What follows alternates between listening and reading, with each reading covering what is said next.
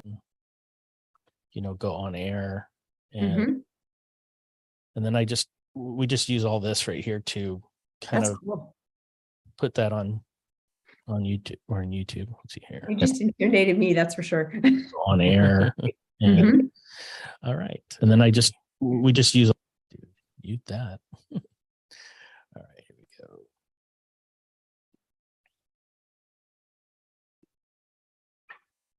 Hey guys, welcome to Creative Entrepreneurship, a podcast dedicated to helping entrepreneurs build their business based on the successes and failures of other entrepreneurs. Today we have an amazing guest for you. We're going to be talking about telling your story in a way to build rapport. Please help me welcome Marsha Van Weinsberg. How are you doing today? I am great. How are you? I'm doing outstanding. Thank you for asking. I'm really excited to have you on the show today because I think this is an area of business that I think many people don't even focus on, is really telling their story and really building rapport with customers. Why don't we start out by getting a little bit of information as to who you are, what you do, and how you help your customers? Oh, perfect. Thank you so much for having me. I like to call myself a storytelling business coach. I'm a podcaster, a multi-published author, and I'm fascinated by stories. And it's this piece of stories is where we build connection with each other, right? We recognize something in someone else. And the piece is that we don't have to live the exact same stories, but all of us have walked through a number of different challenges, a number of different experiences. And it's typically the things that we judge in ourselves, that we're critical of ourselves, that actually we bury in shame, we hide, become our most valuable path of connection with other people. So learning how to show up and share more of who we are allows us to connect with the people that we're meant to work with and support. And it's not just in this space of just, coaching or online business. It can also be product-based. It can also be, a number of different businesses, because I think it's so important to let people know who you are, who's behind the brand, who is the person, and why would I choose to buy from you compared to someone else? A lot of times for me, that comes back down to the story, who they are and why they're doing what they're doing. That makes perfect sense. And you think about, building networks or establishing networks and building relationships and telling people who you are as a person, who you are as a business. What is the best way to convey that? I mean, would you do it in video? Would you do it in person? What do you find is the best approach to telling your story? I think that I always think video is really important because you get to know more about a person than just a post, for example, or just a flyer or just something that's out there. But the second I say video, most people panic. They're like, I don't want to do video. That's too scary. But we can learn a lot about others and we can connect by that space. So one of the things I like to say is if that feels really scary, how can you take a 3-degree step forward? How can it be so small that you can just try? Could you try doing one story? Could you try recording your voice? Could you try putting those pieces together? And pardon me, just sharing a little bit more of who you are. So we've all walked through different stories. We've all had different experiences. And through that process, we all have learned so many different lessons that make us who we are, right? I am who I am because of what I walked through. And so that allows us to be able to have that perspective and share that. The challenge is most of us spend our time, like I said, burying that, living in shame. And I like to call it living in the story. So we all have these stories that we live in. And when we live in them, we feed them, we keep them hidden, we hope no one knows. How can we start to learn to see that those stories have made us who we are, so that we can own those parts of ourselves and share them? So I like video personally, but I realize that that is not for everyone. Can you find even a safe space where you can practice? I've had clients create a small Facebook group to practice videos and doing lives, because none of this is going to get easier without practice. That's for sure. Right? None of it is. Definitely. I look back at some of the episodes that we did in the beginning, and I'm like, oh my gosh, I can't believe we were doing that. But you know what? In the beginning, we did a lot of just staccato type question and answer, and everything was the same. And then I was like, you know what, let's just change it up and do something different. But yeah, definitely, uh, practice just makes, I don't want to say perfect, just makes better. Let's just put it that way, because we always want to strive for perfection, but definitely want to do better. And so there's, I mean, there's just so many ways in which somebody can put their name, their face, their content out there that will help them build rapport with a potential client or customer.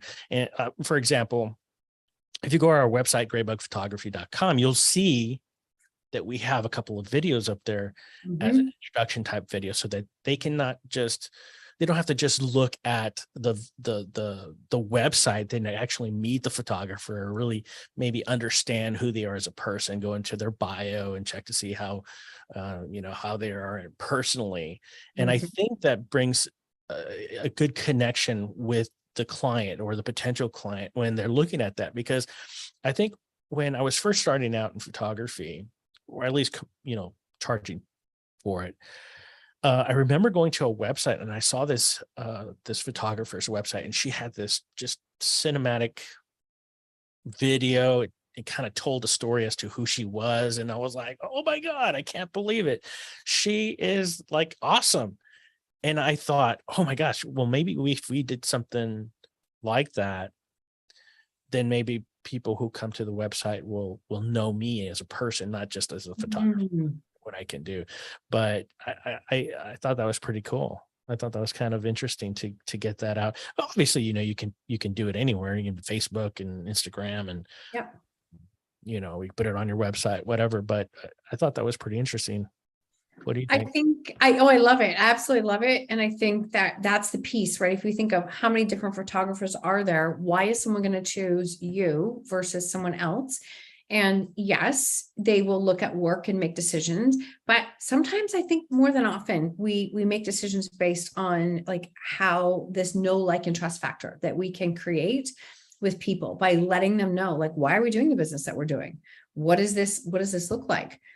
And when it comes to it, I laugh when you said this, like I still have my very first videos and podcasts that I did in the beginning. And I can't tell you how many people have said, I can't believe you left that up there. And I'm like, what? I don't shoot for perfection.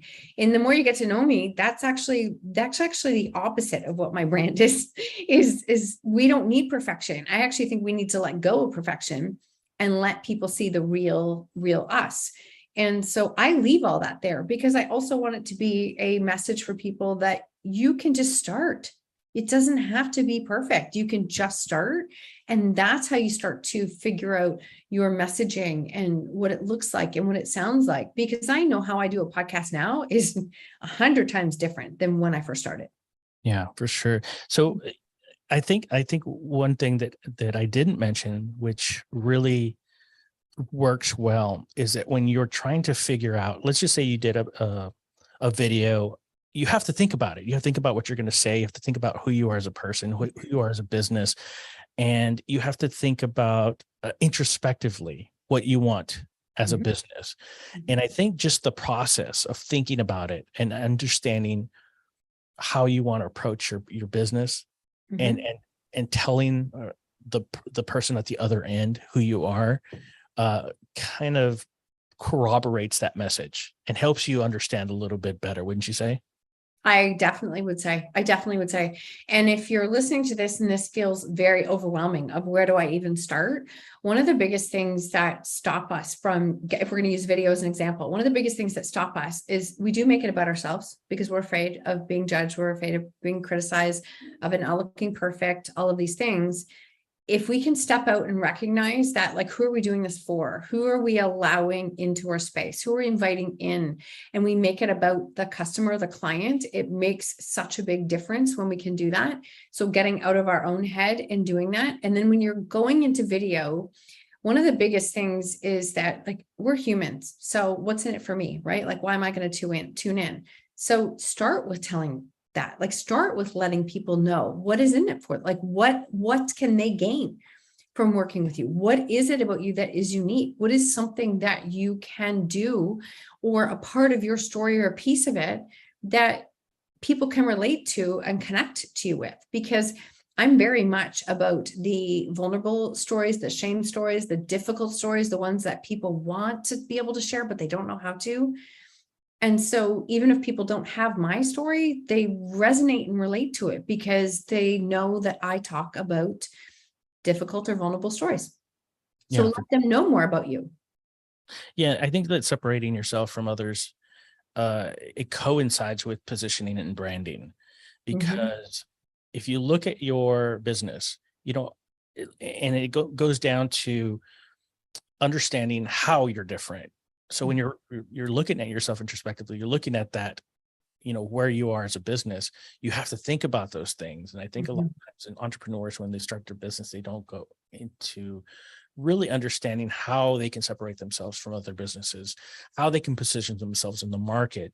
And it's one of the more difficult things to do, because like, I'm going to use photography as an example because it's ubiquitous. Like, everybody has a camera, everybody has an iPhone, or how do you separate yourself from other photographers, other people who have a cell phone? Who's your competition? Well, iPhones, Androids, people Okay. who, there's all types of situations that people will say, you know what, I don't need a photographer, I can just do this on my cell phone. Well, how do you separate yourself? How do you position yourself in the market so that you can be different from other photographers? And that is one of the key components to what we do, is try to separate ourselves. And so when we're talking to a customer, a potential customer, we're looking at ourselves, okay, how do we differ from that? We have a particular methodology that we utilize that separates us from the regular iPhone, because Mhm. there's people who come out and they'll ask me, hey, I just need a few photos. Well, if you just need a few photos, just use your iPhone. There's Mhm. nothing, I mean, you don't need a professional photographer to go out there if you just want a couple of photos or just a few photos of what you're doing. It doesn't make sense to pay $300, $400, $500 for, photographer to do that. But if you want something that's different from your iPhone, definitely look at us. And this is how we can do that. And so I'm not going to go about and just say, no, you need a photographer every time, because then that doesn't make any sense. Because Mhm. you can do really good work on your cell phone, but if you want to look at it from the perspective of the photographer, or I should say the photographer, give you some perspective on how it could change the look, the dynamic, the theme, whatever, uh, and how we can incorporate the technology that we have, and the lighting systems that we have available, then we can work with that, and see how we can differ from just, like I said, an iPhone or an Android phone. What would you say are some of the benefits that you've seen from some of your clients that utilize this type of system? Well, first off, it's a great question. I just want to piggyback on one thing that you just said there, because I think of, I've actually I have a photographer that I've used for a number of my shots, and she did the cover for my book. She did the cover for my podcast. Like, and we didn't know we were creating at that time. She's just super creative, and Mhm. she can pull in the energy. I can't do that with my phone. Like, I just can't. And so even on her site and how she shares things, she pulls in that do you want to be able to express your story in your pictures, in your presence? And so, yeah, she's totally different than using my iPhone. Have I used my iPhone for pictures? Yes, but I 100%, when I want to capture an experience or an expression, she's who I think of. And so that's where I think it is different. And there's always a market for all of it. For sure. Yeah. I mean, I Yeah. totally agree with that. Yeah.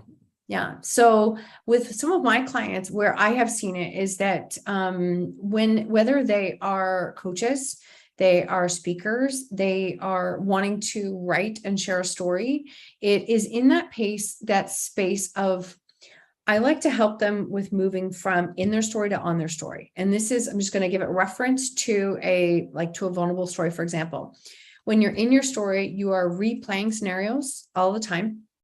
You are looking at all the factors.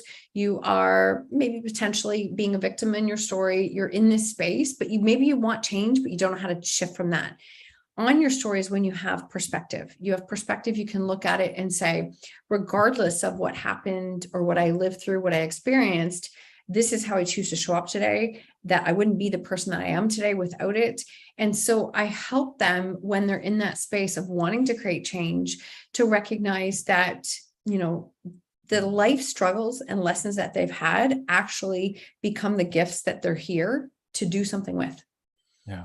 And all of a sudden they start to share, we start to practice in video. And I've got a number of clients who published, they start to connect and share their story. And they're like, oh my God, you wouldn't believe the messages that I got. You wouldn't believe who's messaged me and like these total strangers. And that's what can happen, is all of a sudden you become that mirror for someone else, and they can see that you actually have a solution for how you made it through a difficult time that they can relate to. And I think what it does is it brings us all back down to this level playing field, which we are anyways, but this level playing field that we're so much more alike than different. And so in that space, it becomes a case that some of the most difficult things that you've walked through actually become the whole purpose for why we do what we do. Yeah, for sure. It's such a beautiful thing.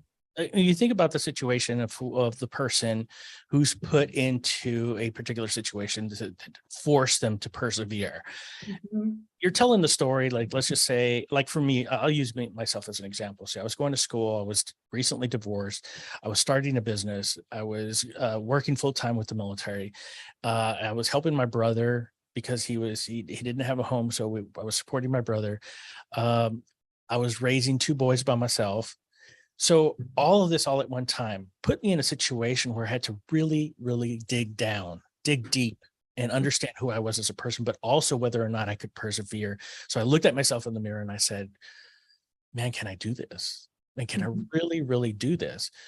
And I just said, I have to do this, because you got 2 boys that are depending on you. You got to bring food on me, put food on the table. You're starting a business, you're working. So when you're telling your story and people hear that you're doing this, then it gives them the sense that, hey, if he can do it, I can do it. Mm-hmm.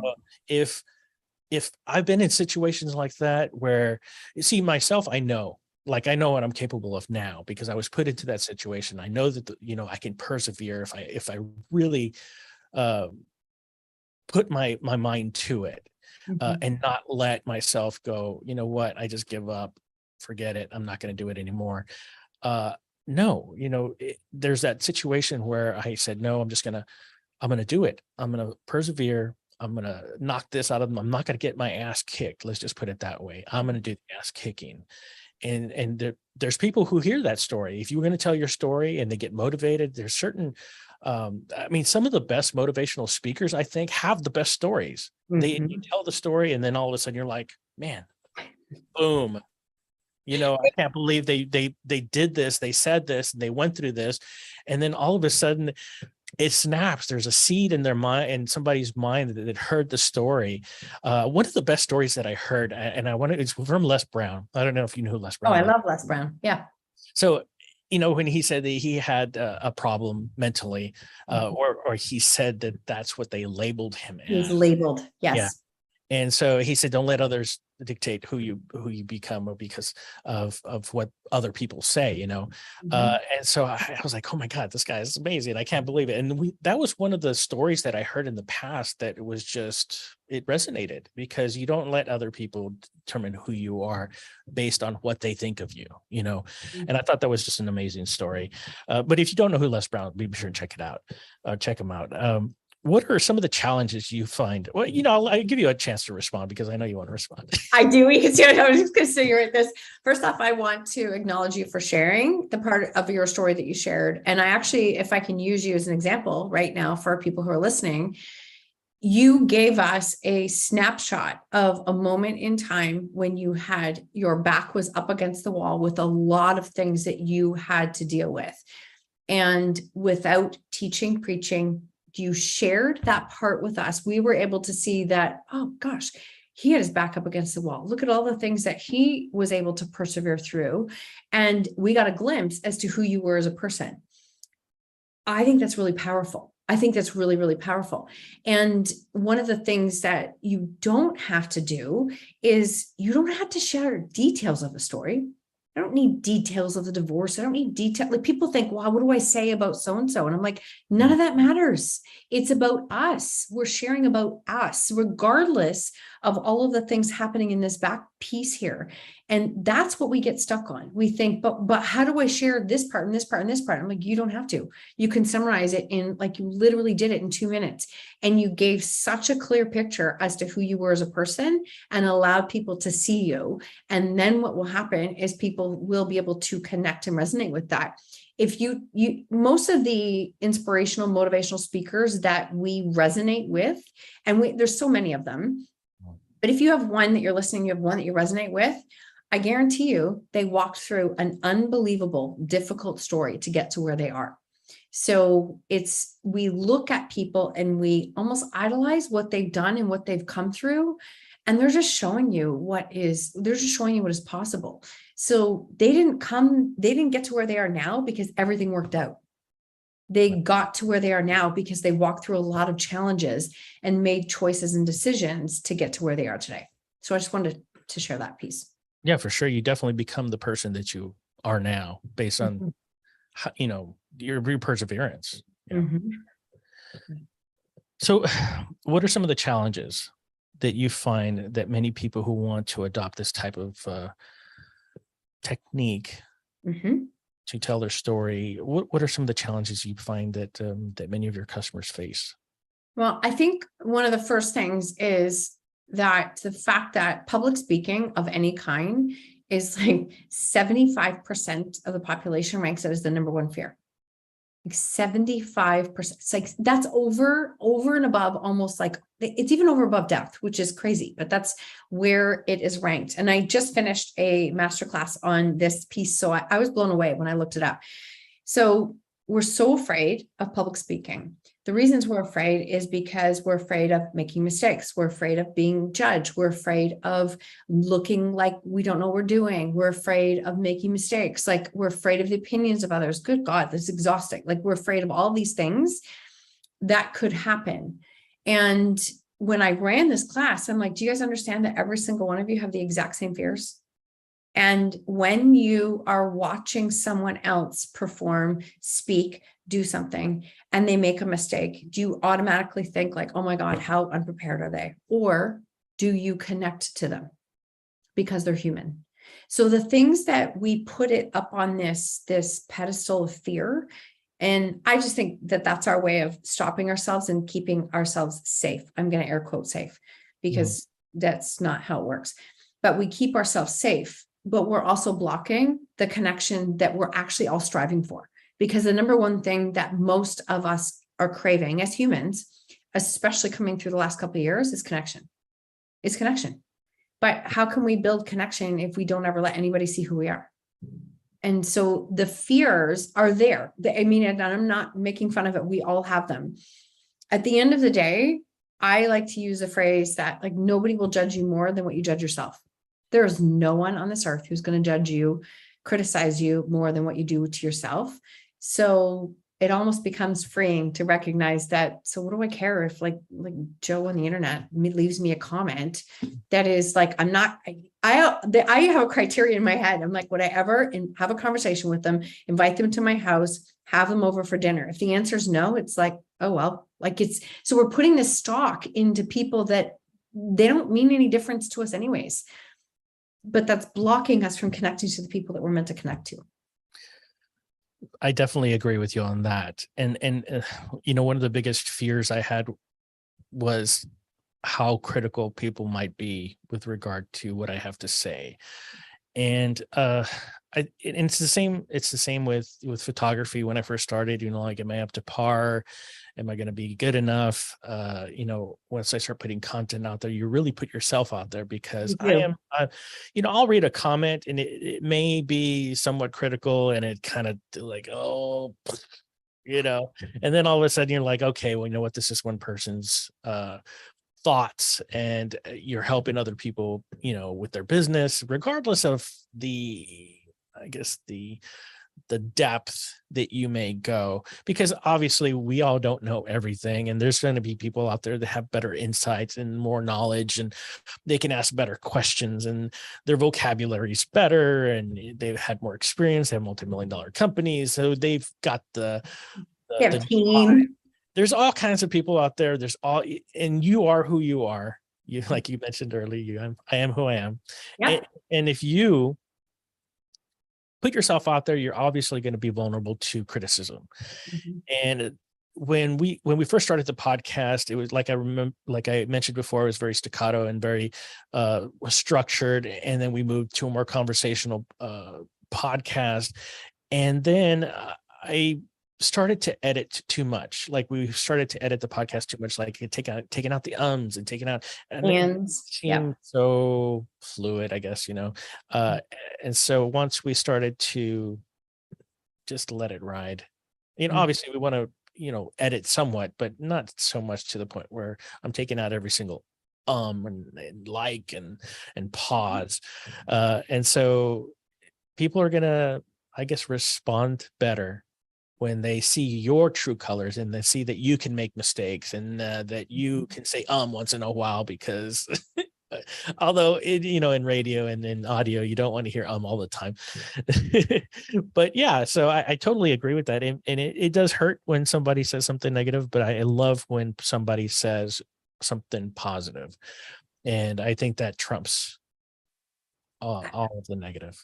100%. And I think that if the thing is, as humans, we can put so much emphasis on the one comment that we have, and there could be 50 incredible comments there. And then we're like, but did you see the one? Like, did you see the one that came in that was negative? And it's like, yeah, did you see the other 49 that were incredible? And so I will even say with my clients, like, start screenshotting comments from total strangers, and they create like this little folder on their phone, and it's a brag folder, so that when you're doubting yourself, go back and read your folder. Go back and read your folder, because we literally, if we put all of our stock in that 1%, we're never going to do anything. It will never be ready. It will never be good enough. And we're going to stop ourselves. And at the end of the day, people's reactions have nothing to do with us. They have completely to do with where they are in their mindset, in their growth journey. And sadly, I do believe, this is just my own opinion, sadly, I do believe the online space has allowed some people who very much don't have that connection, who sit in a very negative energy, and I think they just wait all day long to pounce on something. And it really is speaking from where they're at. And I can't fix that. Like, that's not for me to fix. So I just try and meet it with, it might sound corny, but I just meet it with love, knowing that that's where they're coming from. And people say, do I remove those negative comments? I'm like, you do whatever you need to do. It's like, if it gives you really bad energy and it feels like it brings a lot of doubt in you because it's there, delete it. I'm at a point now, because I've been doing this for a long time, that when I get one of those comments, I actually do try and delete it, because I have enough of a circle of people who will pounce all over it. And I don't need that on my feed. So I just delete it. Awesome. I love it. I just delete it. It's there. You That's can't avoid that. You can't avoid it. You can't. And like I said, it hurts. And I like the idea of going in and reading those, because actually I was doing that the other day, which kind of really reinforced the motivation that I had, because I was thinking to myself, I was like, man, am I doing the right thing? And then I looked at the reviews, and I'm like, yep. And just so you know, guys, this podcast, I designed this podcast with the intent of helping entrepreneurs, helping people wanting to build a business, start a business. And so when we bring people onto the podcast, it's strictly just so that they can bring their knowledge, their processes, even if they're a nascent entrepreneur, and they come in and we do like a one-on-one consultation, and they have an idea and they don't know how to bring it to fruition, or they have a technology that they have in mind that they don't know how to finance it, and they don't know how to whether or not they want to go bootstrap or they want to raise money. So all the little things that coincide with there's too many variables, everything that coincides with building a business. This is what this podcast was designed for, so that we can help you. And even if it's just a little bit, like a seed in your brain that will develop later, or if it's an idea that you obtained from one of the guests or myself and said, you know what, I didn't even think about that. I didn't even look at that aspect of business. So if we can put in that seed or that idea or that little area that you hadn't thought about, then I think we've done our job. So hopefully, when you're listening to this podcast, you get some information that will benefit you. We are getting close to the end of the podcast. I usually like to ask our guests if we have any words of wisdom or some rules that you live by. Do you have any of those? Oh, I have so many. I think that I'm going to go with my gut here. I like to say that someone somewhere is praying for the solutions you're holding on to. Like, don't be selfish. I love you, but don't be selfish, because it's when we start to think outside of ourselves, it becomes a beautiful space to be. Honestly, it becomes a much more beautiful space to be. And it's an energy that I think that we can all get behind and be a part of, and to not overthink. Like, we're living and breathing and creating relatable content every day. My clients will say, but I'm not doing anything that's like that exciting. I'm like, well, what are you watching online? Whose stories are you watching? And they're like, oh, they'll name these people. And I'm like, what are you watching them do? Oh, in their kitchen, making breakfast. I mean, so never really nothing exciting. Like, so we are doing and living and breathing content every day. And I'm not saying you have to share every single part of your day, because you don't. But I'll tell you something, we actually do connect more to the realness of what people are doing rather than the like showcase pieces. So let people see that and let them in. And as you do that, you will start to find and build the connections, but you're also going to start to build your confidence and understand that it's actually not as hard as what we're making it be. Absolutely. Absolutely. I totally agree. It's very, very good information that you've given us here, Marsha. It's been a pleasure having you on the show today. How can our listeners get a hold of you? Thank you so much for having me. I love this conversation. The easiest way is to start typing Marsha Van W anywhere in Google, and all of my information comes up, because I have a very long last name. But my podcast is Own Your Choices, Own Your Life. That's on YouTube as well. And anywhere on social media, Marsha Van W, and you will come across my that's the name of my website as well. So you'll come across my information. Awesome. Awesome. Well, there you go, guys. Marsha Van Weinsberg. It was a pleasure having you on the show today. You're an inspiration to me and our listeners. Thank you. Thank you so much for coming on the show today. Thank you so much for having me. Absolutely. All right, guys. Marsha Van Weinsberg. Be sure to check out her information in the show notes. Check out creativeentrpreneurship.net for all of the articles. Check out tcepodcast.net for all of our social media. Be sure and subscribe there. We're also getting on locals.com. I'll get you that information as well. Check out her podcast, Own Your Choices, Own Your Life. And until next week, keep on keeping on.